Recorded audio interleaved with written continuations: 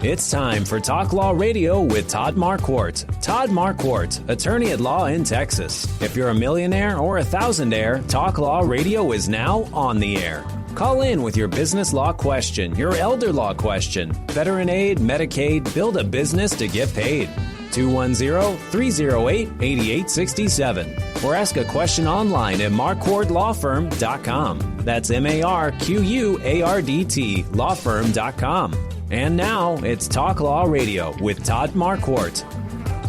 Howdy, Houston and San Antonio. We're on KLUP 930 and 630 KSLR, as well as KNTH 1070 and 103.3 FM in Houston at 11 o'clock in the mornings on Saturdays, and on KLUP 930 AM on Sunday afternoons, 4:30. This is Talk Law Radio. I'm Todd Marquardt, and today we're diving deep in one of the most disturbing trends in online extremism with forensic psychologist Dr. John Delatorre. Stay with us as we examine the 764 network case and explore the psychological motivations behind nihilistic predators, along with the serious impact on their victims. But first, let's check in with Steve Warren, the financial focus with Financial Planning HQ.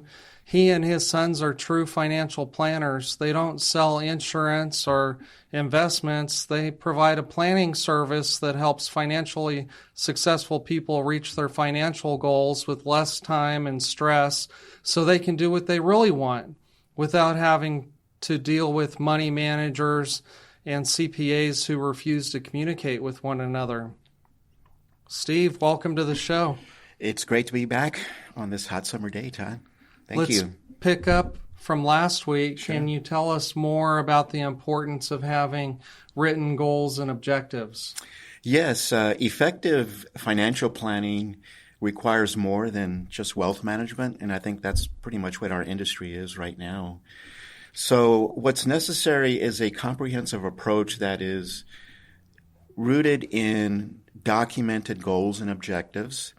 And every individual in your audience deserves a trusted advisor who's capable of facilitating a high-level amount of coordination among various subject matter experts, like including tax, legal, insurance, financial planning, and wealth management. And so by coordinating all of these planning domains, we ensure that every client objective is supported by a written strategy. Do these objectives come from the client? Yeah, they definitely do. They do originate from the client, and being able to get them from the client, it does require skill, communication skills, Todd, and of course asking great questions. And our firm acts as a financial CEO, and so you might want to think, for those of you in the audience, you might want to think of that as a leadership position. So beyond the creation of a plan, we provide the leadership required to hold clients accountable to the action plan or tactical implementation of the plan. That means actually doing something that is supporting your overarching strategy. And so for those in your audience, Todd, currently operating without a written plan, or maybe you're in the audience and you're just receiving wealth management, we offer a specialized level of planning, and it's designed, our original meeting is designed to offer a breakthrough of clarity for sure. We call it a financial roadmap meeting. And so I invite your audience to give me a call and experience the value of having a financial roadmap. There's no strings attached. And so my name is Steve Warren, and I can be reached at 210-685-2722, or you can email me at swarren, WARREN, at financialplanninghqs.net. Oh, by the way, Todd, I did want to mention, like you said earlier, we don't sell financial products, insurance or annuities. We're just not set up that way, and it just allows us to be unbiased when we give advice. I can see how advice and coaching could really help accelerate someone's financial success. But what if someone doesn't have a written plan? If someone doesn't have a written plan, then they're likely just receiving wealth management, and there's just so many other disciplines and so many things that may be important to that person that are just unknown. So most of our industry is definitely just wealth planning. So if that's all that you're getting out there in the audience, then give us a call. Okay, so you're inviting everyone to give you a call, but you don't take on everyone as a client. Can you tell us about who your ideal client is? Yes, absolutely, Todd. So all of us at Financial Planning HQ, we all have an ideal client profile. So it's actually a written document. You know, we talk about written plans. Mm-hmm. We actually have a written document, each one of us, that we call an ideal client profile. And the first characteristic that I like to see, actually all of us like to see within Financial Planning HQ, is that the client is a financial delegator. And that would be the opposite of a do-it-yourselfer.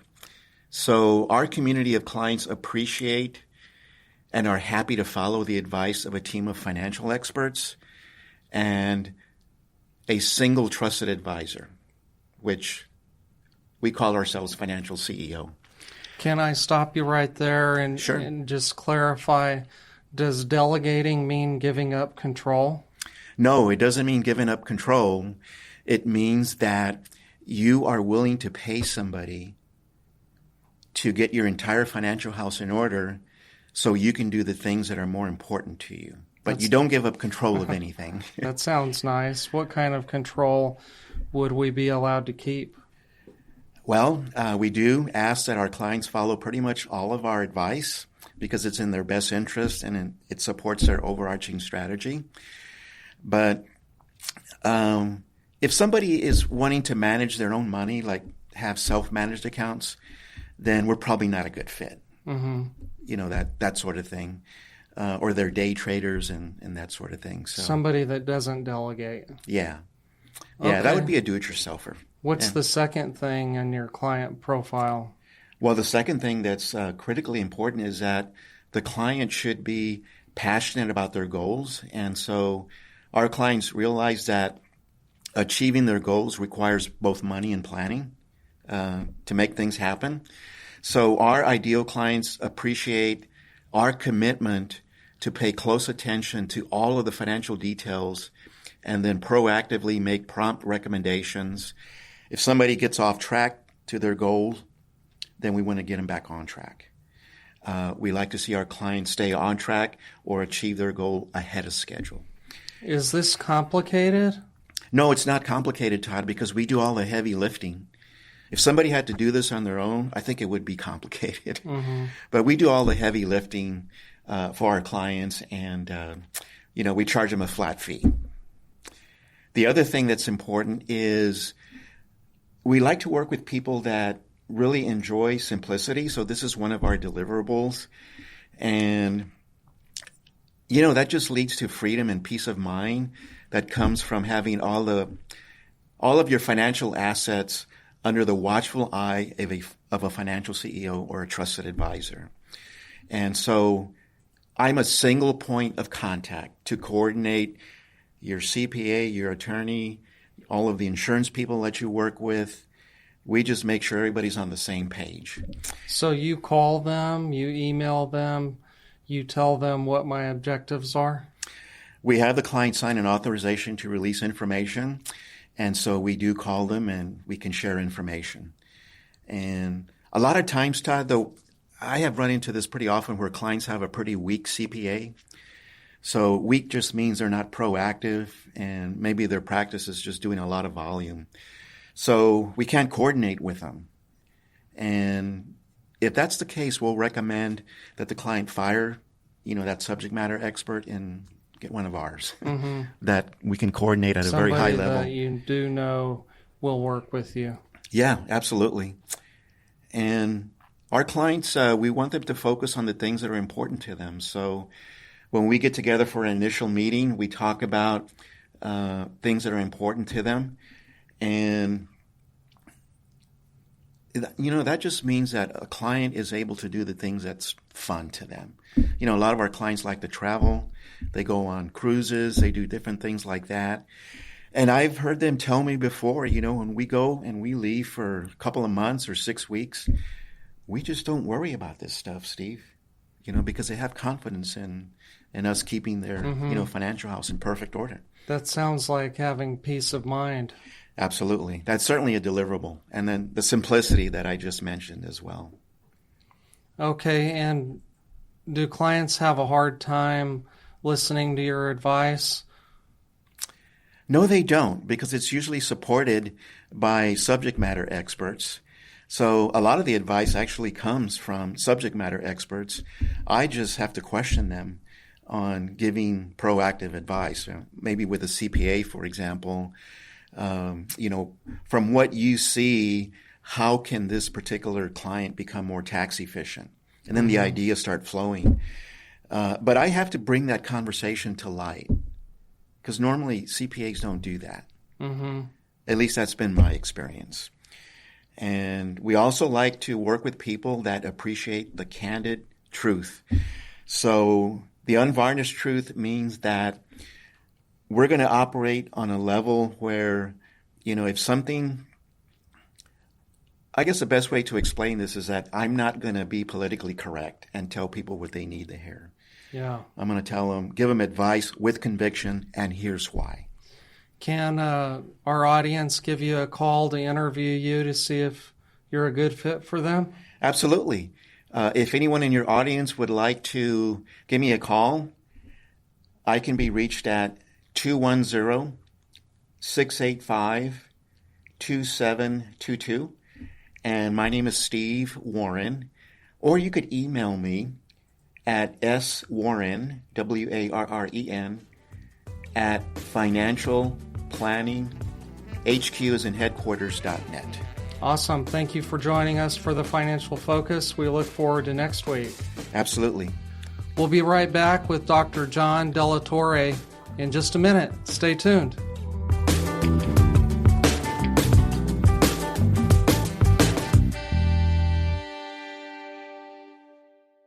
Are you confident about your financial future? What if you had a clear financial roadmap and a team holding you accountable to make the best financial decisions no matter what? At Financial Planning HQ, Steve and his sons, Joseph and Jacob, have been helping San Antonio families since 1987 with inspiring, intelligent financial strategies. Whether it's achieving or maintaining financial independence, becoming more tax efficient, or building business wealth, we create a comprehensive, written lifetime financial strategy that's uniquely yours, based entirely on what's important to you. Don't leave your financial future to chance. Call Financial Planning HQ today at 210-685-2722. That's 210-685-2722. And take the first step towards financial clarity. That's Financial Planning HQ, inspiring financial strategies for San Antonio. Remember, 210-685-2722.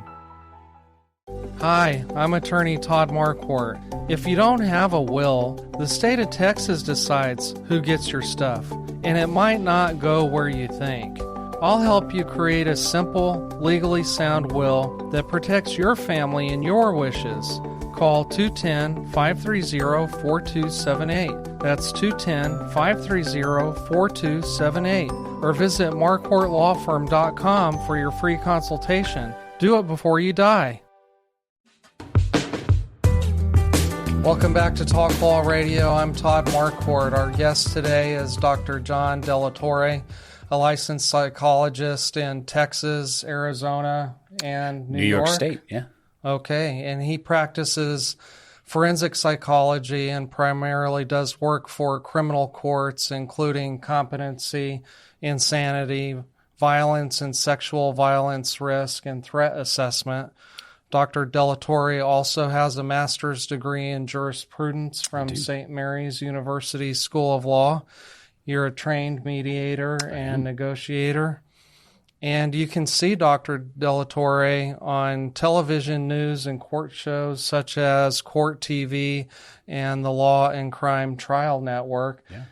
You have some new projects going on. Tell us about those. I do, yes. So the Texas Psychological Association decided to start a podcast called The Texas Psychologist. So I am currently the host of that show.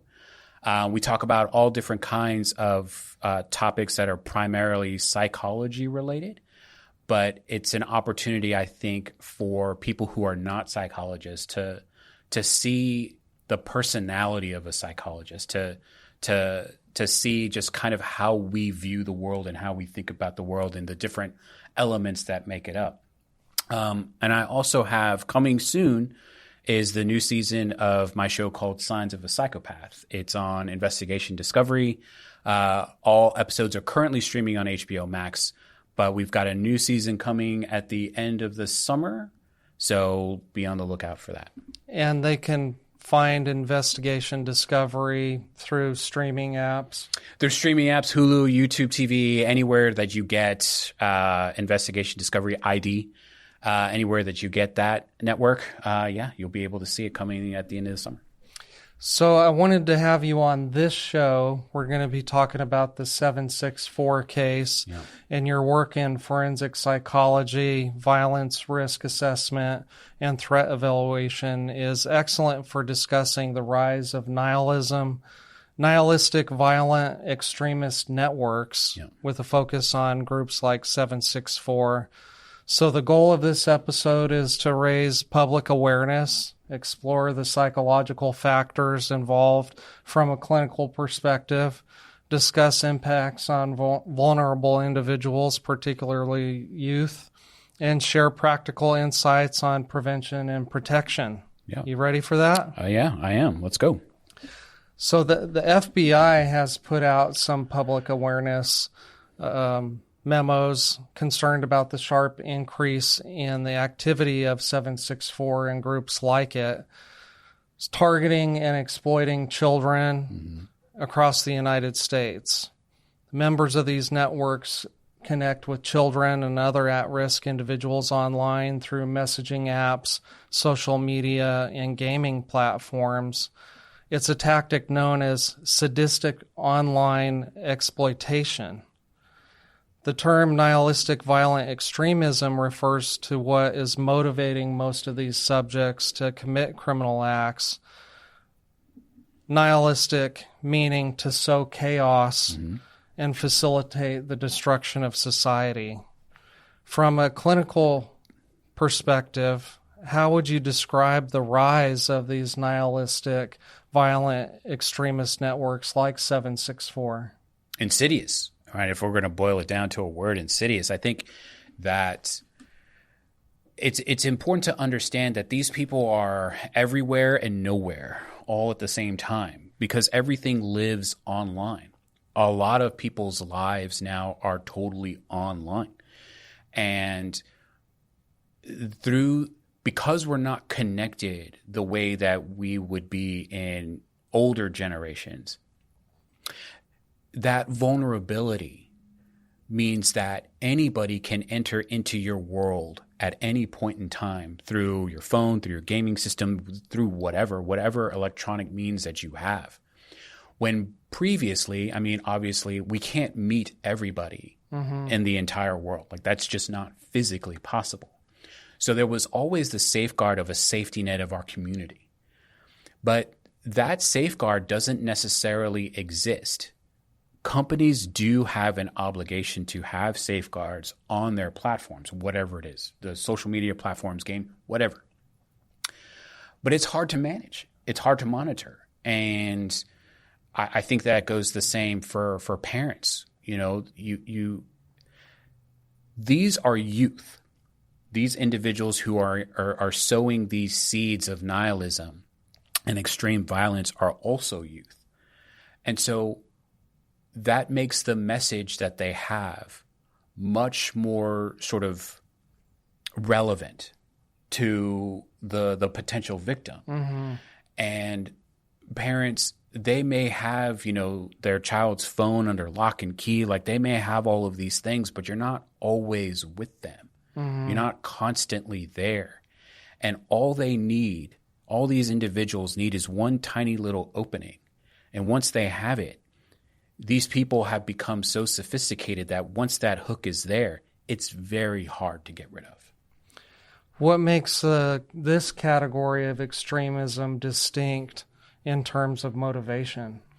Typically, when we think of terrorist organizations, right, the motivation for a terrorist organization is terror, right?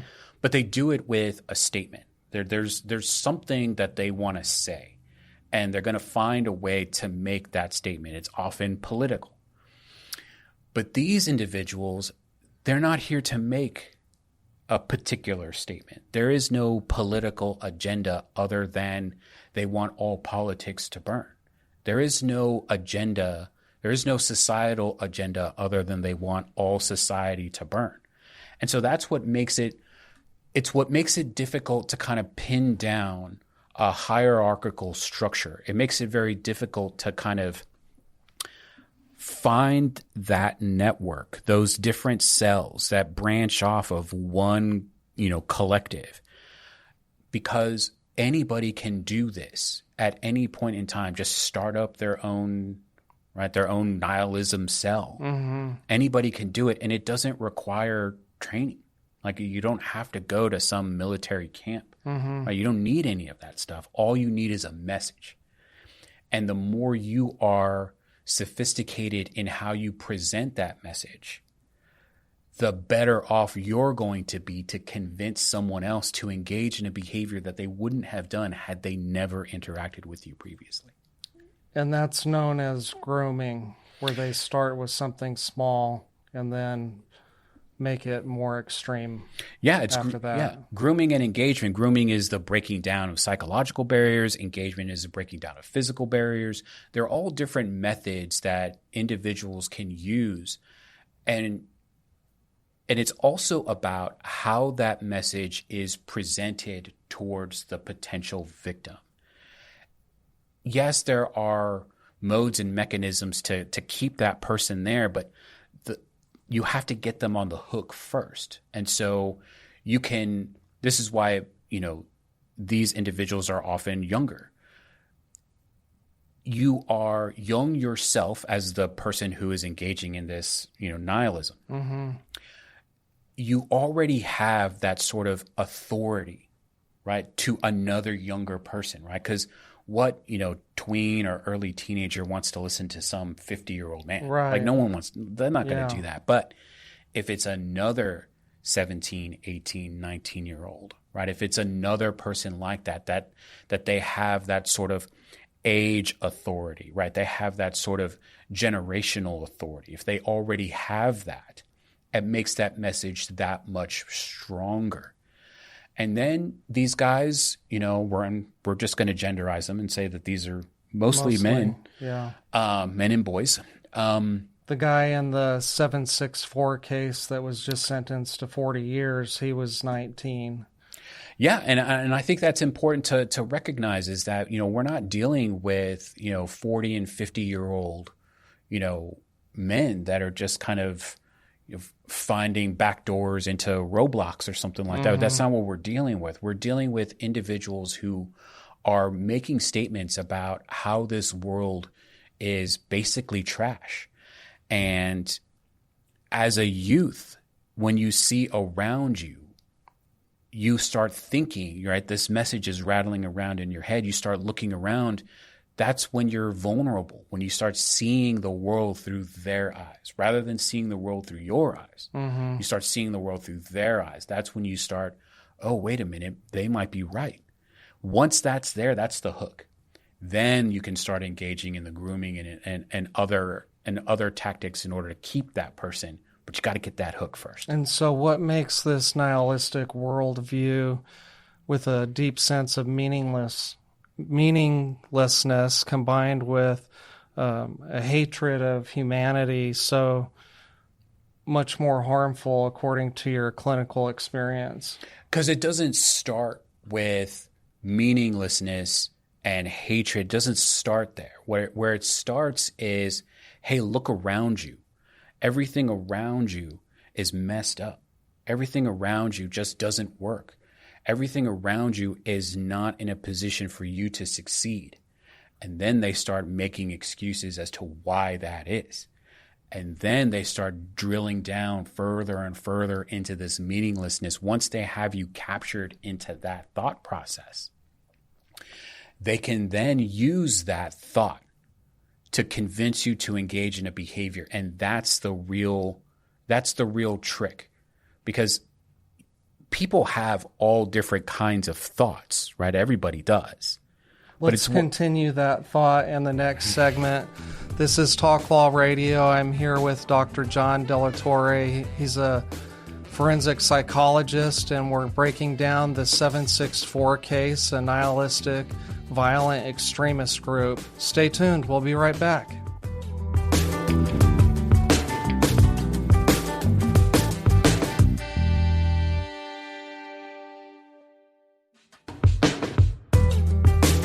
Welcome back to Talk Law Radio. Today we're talking about the 764 case. I talked about it last week a little bit. Today, forensic psychologist Dr. John Delatorre, a regular contributor to Court TV and Law and Crime Trial Network, as well as the podcast for the Texas Psychological Association and the show on investigative discovery. What was that called? Signs of a Psychopath. He joins us to analyze the psychological motivations behind nihilistic predators and the impact on victims. And before the break, he was telling us about how children or victims have thoughts, but I stopped you mid-sentence. Yeah, and I think that's kind of important, which is you have the thought, but that doesn't mean that you're going to engage in a behavior. There are other things that, as a psychologist, that I'm going to be looking for in terms of how can a child, how can anyone really, because I mean they're just targeting children, they don't have to, but how can anyone stop these individuals who have already had the hook inside of you from engaging in the behaviors that they want you to do? And these behaviors that they want you to do are violent, they're gruesome, they're hateful. And there's an element of them sort of relishing in the notion that they convinced you to do this thing. Mm-hmm. Just because you have a thought doesn't mean that you have to engage in the behavior. So thinking about why is this thought here? What is it that I'm getting from this thought? Where did this thought originate? Is it mine or is it someone else's? I think once you're able to kind of reflect back on that, you can start seeing how, wait a minute, doing this is wrong. Mm-hmm. I better not do this. In your work conducting violence risk and threat assessments, what psychological factors appear to draw individuals, especially young people, toward nihilistic violent extremist ideas? It's a misunderstanding of the world around them. I think too often we're inundated with negativity coming from you from all sides. And once you're in that space where there can feel like there's no hope, that's when you are especially vulnerable. So maybe children who have other stress in their life. Other stress, parents. I mean, I think sometimes parents don't see that the stressors that they're going through are being observed by their children. And their children are observing how the parent is managing that stress. If you're not open about having a conversation about how to appropriately interact with another human being, how to appropriately deal with your own bad stuff happens to everybody. I mean, that's just life. But how you deal with it is important. And once you have children, you become the model of how to live and function in the world. And if you are distorted and disturbed in some way, then you're already handicapping your child. Now, again, as a child grows up, they'll have their own thoughts, they'll have their own feelings, they'll make their own choices. But if you model that to them, that it's important for you to do the right thing, you can trust that will stick, because doing the right thing is easy. Doing the negative thing, the hard thing, the misappropriate thing, that requires convincing. And that's where these individuals who already believe that the world is against them want others to engage with them. They don't want to feel alone. No one wants to feel alone. So if they can convince all of these other kids, and it's going to be kids, because kids are the easiest, number one, to access because they're constantly online. And number two, they haven't solidified their perception of the world just yet. So if you can tint it your way, then you can convince them to be on your team, even if that thought is misguided. This is Dr. John Delatorre, forensic psychologist.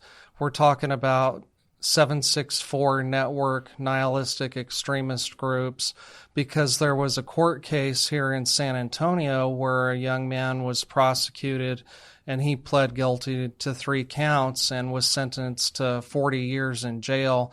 And I wanted to bring this issue to everybody's attention because of how disturbing it is, and we need to protect our kids. So, Dr. Delatorre, many people experience isolation or hopelessness. What psychological mechanisms can turn that vulnerability into attraction to chaos-seeking or misanthropic worldviews? There's nothing wrong with wanting to take time for yourself. I think it's important that everybody understand that you can be alone and not lonely. And that's the key distinction. It's using that loneliness, that detachment that you have from one another, that detachment that you have from community, that detachment that you have from larger institutional things, religion, sports, anything like that, anything that provides you meaning. Those are the vulnerable. That's the avenue that the person can take, because people want meaning. People want hope. People don't want to be alone. More importantly, they don't want to feel lonely. And so if someone is telling you that the reason why you're feeling hopeless is because society provides you no hope, over time that's going to make sense, because all you're seeing around you is so much negativity, everybody fighting it, everybody, disagreeing about what's going on. And there's an illusion of truth that, someone has to be right. Not everybody has to be right all the time, but someone is trying to convince you that the people do not have your best interest. So all of those things make it so that you can fall victim towards an influential message if that messenger is providing you an avenue to give you what they think you want. Okay, so how does forensic psychology help us understand the difference between mental health challenges and extremist radicalization in these contexts? That goes back to behaviors, right? Again, people can have all different kinds of thoughts about the world around them. But as a forensic psychologist, I'm interested primarily in what you're going to do about it. Radicalization isn't necessarily that I've changed your thoughts about the world around you. Radicalization is that not only have I changed your thoughts, I've convinced you to engage in a behavior that is antithetical to society at large. Remember, society at large just kind of wants to do its thing to live and be free and be happy. Like, that's what society wants. But if I can radicalize you, not only have I changed your thoughts, I've put you in a position to engage in a behavior that will destroy that. And so as a forensic psychologist, I'm thinking about at what point is that message for a single individual? At what point is that message strong enough? At what point is that hook deep enough that the person will then commit some behavior, some misappropriate behavior, something that is aligned with this misinformed message as opposed to, right, a healthy message about society around it. But does that make it a mental health disorder or illness? No. How is that different? Yeah, I think mental health and mental disorders don't make someone a perpetrator of a crime. They make someone a victim of one. And so having depression, having anxiety, having a mental health issue makes it so that your mind is tricking you into thinking something negative about you and the world around you. And these individuals find these people and use that negativity as a weapon against them, right? That's the trick, right? That's what makes it a disorder, is that you believe in its negativity, whatever it is. You believe in its negativity when it's not accurate, when it's not true, and it can be weaponized against you. So it's more likely that the person with a serious mental health issue is a victim of a crime, or we have these individuals who are engaging in these behaviors. They may not have a mental health disorder. What they may have is a personality or a characterological issue, where they can find these individuals and exploit their mental health issues. So they're not the ones with the issue. See, that sounds like that perpetrator has a mental illness, because why would you do that to people? But I mean, I think a lot of people get lost in this idea that everyone is some kind of Hannibal Lecter. Like there's some kind of, larger, big bad at play. Some people just want to watch the world burn. Some people they engage in bad behaviors because that's what they want to do. Criminality isn't, it's not what you see in movies and TV shows with sophisticated planning. What this guy did, I mean, the 764, and he had his own number, it was like 884, 886 or something like that. This was just an offshoot. This was just, this guy wanted to see how far he could get, how far he could exploit someone, and he relished when he was able to get that done. That wasn't a disorder. That's a personality issue. That's just a criminal. Well, we got to take another break. This is Dr. John Delatorre, forensic psychologist. We've been talking about the 764 case. This is important to learn about so that you can help prevent your kids from getting hooked. We got to take a break. We'll be right back.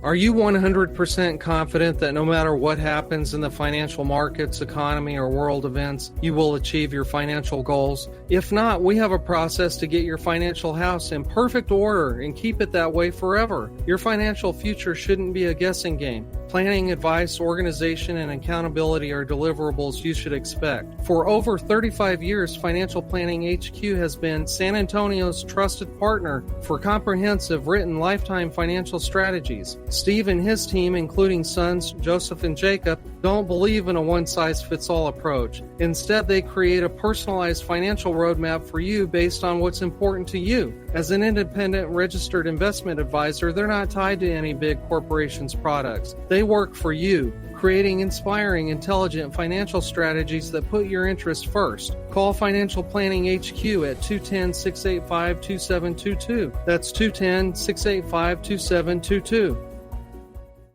Hi, I'm attorney Todd Marquardt. If you don't have a will, the state of Texas decides who gets your stuff, and it might not go where you think. I'll help you create a simple, legally sound will that protects your family and your wishes. Call 210-530-4278. That's 210-530-4278. Or visit marquartlawfirm.com for your free consultation. Do it before you die. Welcome back to Talk Law Radio. I'm Todd Marquardt. On the radio, on podcasts, on YouTube, on Facebook, and on talklawradio.com. Send me a message at host@talklawradio.com. That's HOST at talklawradio.com. And let me know what you think of this episode. Forensic psychologist Dr. John Delatorre, a regular contributor to Court TV and Law and Crime Trial Network, joins us to analyze the psychological motivations behind nihilistic predators and the impact on victims. This segment, I'd like to talk about prevention. From your clinical experience, what practical advice would you give to parents and caregivers for recognizing concerning changes in a young person's online behavior or social connections? To all the parents out there, I know that some of you probably think that you have, your child's phone or your child's device under lock and key, and that, you have it just shut down and nothing can get in. That's not true. While I think cybersecurity is important, I think it's more important that you've created a home life where your child feels that you're safe enough to approach something that might be hurtful. And that's probably one of the hardest things that I think for a parent to do, for a parent to kind of recognize your child is eventually going to have their own personality.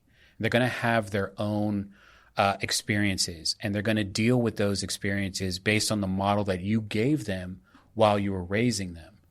And when they turn into that, 10, 11, 12, 13, when they entered into puberty, when they start having more friends that, that you don't necessarily have complete access to, have you created a home life where if something bad happens at school, if there's some negative interaction that they have with a stranger or a friend, can they approach you? Can they talk to you without the fear of being immediately punished? Mm-hmm. They may not always want to listen to what you have to say as a parent, and that might be really frustrating as a parent because you say, well, I've been through all this before. Mm-hmm. Just listen to me and, everything is there. But the reality is that you may not hold the same level of authority that someone that they watch on YouTube Shorts does. Mm-hmm. And so if you are creating an environment in which your child can say, hey, I just got a message on my Roblox from someone that I don't know. If your immediate instinct is to say, well, we're, deleting Roblox mm-hmm. and, you can't have this anymore. That's all that's going to teach them is that they need to be more secretive because now you've taken away a thing that they enjoyed. Mm-hmm.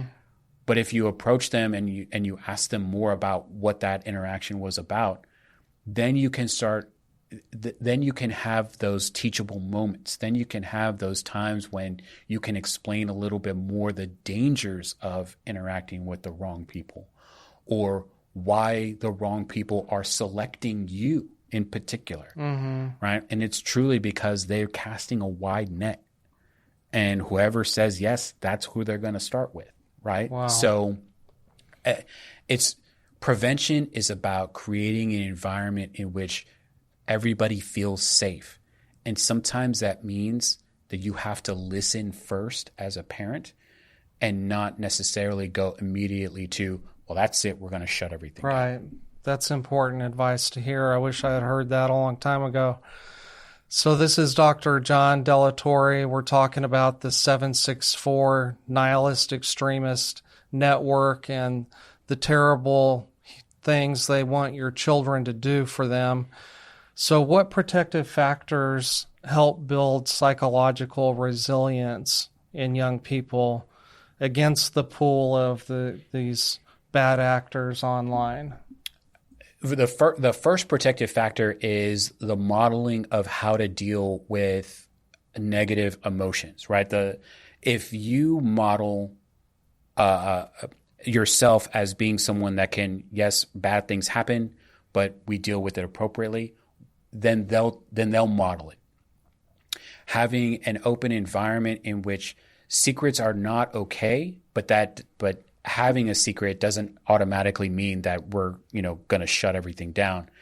But I think the real key is as the child grows up and starts engaging in apps and gaming systems and social media and everything else, do they know why it's bad? The most protective factor that I think a child can have is education, is knowing that these things are out there, that, sometimes being aware of what is actual and factual in society around you, discard all the noise surrounding the whatever that is. But the more educated a child is, the more they are going to see through whatever the game is. Interactions with another human being, whether they're in person or online, you always get a sense, you always get an emotion. That protective factor of education helps them understand, why am I having this emotion? Someone is trying to trick me, whether it's in person or it's online. That trick creates something inside of the victim. If they trust themselves enough to say, wait a minute, something is wrong here, then they're more likely to cut that off, whatever that is. I like that advice. Somebody's trying to trick me, because even children can kind of see that. Yeah, absolutely. It's once you start learning that other people exist, you start learning that other people have wants, desires, and wishes that are different from yours. And not everybody is going to satisfy those wants, desires, and wishes in what you consider to be an appropriate way. So when there's a negative interaction between, a 4-year-old and his best friend, as the parent, maybe it's time to start talking about, why did this interaction happen? Again, speaking to them developmentally appropriate, but speaking to them as if they're a human being that needs to learn how to interact with other human beings, right? That thinking to yourself as a parent that I'm just trying to protect my child doesn't protect them if you're not educating them. And letting them know that there are people out there that will use your Snapchat, that will use your teen Instagram, that will use your Roblox, that will use whatever to try to convince you to engage in a behavior that is harmful to you and harmful to others.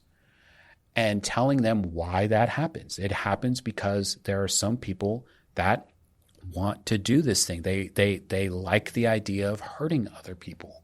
These people exist. Yeah. And I used to tell my kids there are people that will kidnap children. Those people do exist. Are you as an individual likely to interact with one of them?